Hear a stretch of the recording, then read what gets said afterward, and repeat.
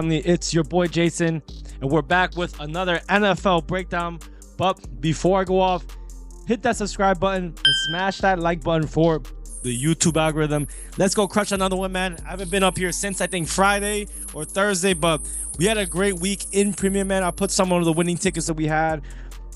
UFC Max Play hit. We had a parlay with Ilia Topuria and Magomed Ankalaev. UFC is one of my best sports, and NBA's been a great start to the first week of the NBA.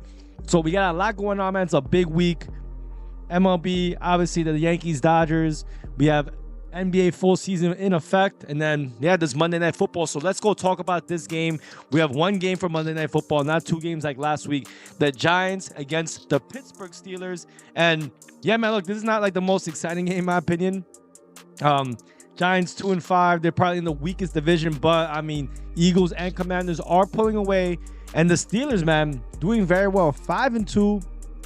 We'll see how they end up doing. They had a big win against probably the worst team in the NFL, the New York Jets, bro. The New York Jets looking terrible. But before I do go off, I want to give a shout out to my boys at Daily Grind Fantasy, and I'm gonna give you guys a look into kind of how to use this tool. It's a DFS optimizer, so if you bet on player props and you want to find the best lines for a given sport, you can go over here. If you go, let's say on an example, I'm gonna go on Dabble or Prize Picks.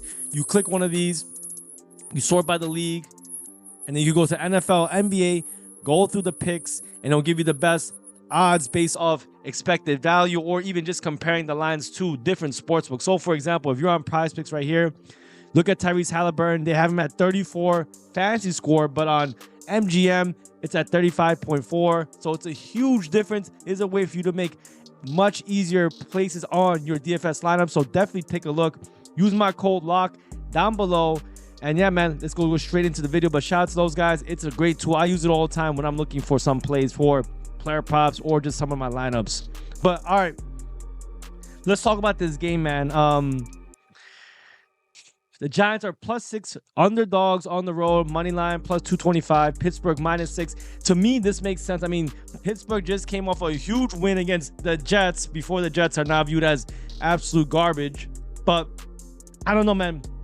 It's a very tough game because the Giants offensive line allows a lot of pressure, right? And the Steelers have some of the best pressure guys in the game. Obviously, the Giants are also dealing with some absences. Andrew Thomas on IR and possibly Joshua Ezeudu. I don't know how to pronounce his name right. I can show you guys right here. Let's see. Where do we go?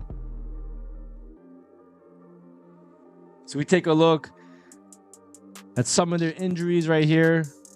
Austin Schlottman still hurt. Theobald still hurt. But yeah, I mean, it's not looking too great for their injuries. They obviously got back Neighbors. He's back fully healthy. Daniel Jones, mainly a lot of the offensive players are healthy. But Steelers excel in the pass rush metric, including a league best PFF pass rush grade, ranking 4th in pressure rate. So Daniel Jones and the New York Giants, they're not unfamiliar with having a terrible offensive line. It's kind of the reason why they have not been so good and why they couldn't be effective with their running backs, their passing game. So, I mean, I'm not too surprised at this, but I do think, you know, with TJ Watt on the Steelers side, they'll give them a strong edge at giving pressure to Daniel Jones. So, in my opinion, the offensive game plan really has to be, they have to throw quick passes, maybe try to establish the run if they can, and really, you know, just get the ball out of Daniel Jones' hands quick, because they have not been that great in a lot of things. In terms of red zone efficiency, one of the worst in the league. Third down conversion, one of the worst in the league. Passing yards, I mean, the offense has not been stellar at all, man. So, I don't know. Gonna be a tough order for Daniel Jones and the Giants to get through this Steelers defense, who obviously been elite for as long as I've known it. I mean, that's one of their hallmark things. However, I will say this. Daniel Jones, he actually does pretty well on the road. He's actually has much better numbers with 6 touchdowns, no interceptions, averaging 106.7 passing yards away from MetLife Stadium. That's pretty goddamn impressive. The trend kind of also assumes that, or also implies that the Giants play better on the road. I mean, even I think past 2 years, they're a really good road covering team, especially when they're getting bigger numbers like 6. So 6, obviously, you need a touchdown to cover. Can the Steelers cover by a touchdown? I mean, we'll find out. Obviously, on the other side right here for the Steelers, obviously, they got Russell Wilson. He looked really, really good against that Jets defense. In the beginning, didn't look too hot, but then when he started chucking the ball, he did very well. I mean, obviously, they've been doing pretty good on the rushing game. Giants have allowed a lot of rushing yards, but they haven't allowed a lot of yards per play in general. So, but the one thing I will say about the Giants is they also have very good defensive pressure. This could be very impactful as they rank 5th in pressure rate and 1st in adjusted stack rate. So this is huge, man. Steelers also have their own injuries plagued on their offensive line. So this is another area where the Giants can exploit Russell Wilson and this offensive line. Obviously, he looked really good against the Jets. I think the Jets defense is overrated from last year. They're not the same Jets defense. They allow a lot of rushing yards, and it's very clear that even their passing defense is not even up to standard at all. So I do think the Giants defense can get to Russell Wilson, which also implies why this total is so low. Not only have the Giants offense been not stellar at all, the defense has been pretty good. It's kept them in games. I know they're 2-5 on the overall record, but let's go take a look. I actually don't know what their cover rate has been. They've covered at 60% of the games, and Pittsburgh has covered 70% of their games. The reason why I think for the Giants is that their defense has been good enough to keep them in some games. Obviously, they went against some elite offenses and the Bengals.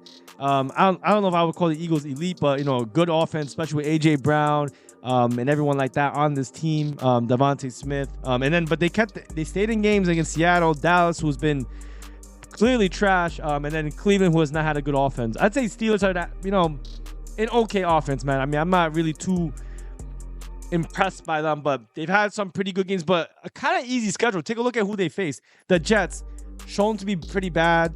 The Raiders, I mean, I wouldn't say they're that good either. They haven't shown anything great in my opinion. The Dallas Cowboys, again, I think they're just not, I don't know what's wrong with them. They clearly can't keep it together.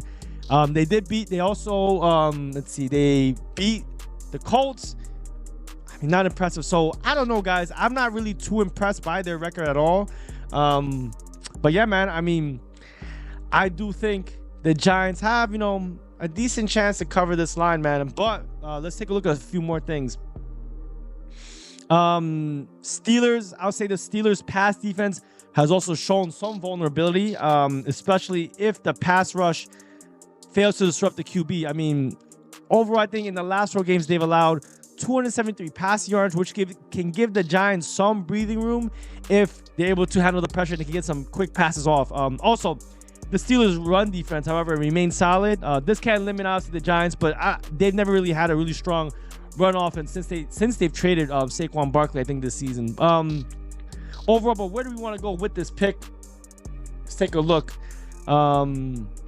Obviously, if you take a look, everyone's definitely all over the Steelers, especially after that crazy performance with Russell Wilson and the Jets. I don't know how they're going to continue to use him, if he's going to be the main starter for the rest of the season. But clearly, everyone and their mother is on the Pittsburgh Steelers. They're big favorites. I mean, kind of makes sense. But in my opinion, for me, where I will go with this game, and I don't particularly only fade the public. I bet, where I think there's an edge. I do think this is a lot of points. I think even with the offensive line missing, with some guys being inefficient on the Giants side, I think their defense can keep them in the game. I think they can also get to Russell Wilson. And I think points will be at a premium. So I think very simply, if the Giants are able to execute on some quick passes, I actually think they can cover the 6-point spread. Wilson, he had a great game yesterday, but he wasn't really pressured. He's been inconsistent when he's been pressured. And I do think it's not hard to believe that the Giants defense can keep him in this game. And even Daniel Jones, he could use his legs if he's pressured, get quick passes off, and score some points as well.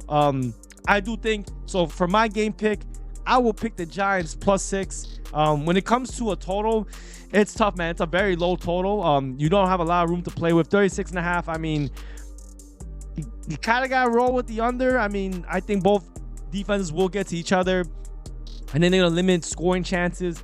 But I'm not rushing to go bet it. I mean, supposedly this opened up at 42 a long time ago, but at least recently It was at 37. It's now dropped all the way up to 36.5. The over, everyone's on the over. Again, I'm not just saying this because everyone's betting on one side. I want to bet on the other side just to be contrarian for the sake of being contrarian. I do think points will be at a premium. I'm a little bit more confident on the Giants spread. Obviously, you guys want to know exactly what I'm giving out. I do like some props as well in this game. Giants have been a pretty good road covering team, and let's go see them do it again. Giants +6 is my game pick. But if you guys do want something special, go to that pin comment down below. Sign up for One Boys Daily Grind Fantasy and get on with us in premium. And let's go crash another Monday Night Football, man. I'll see you guys in the next one.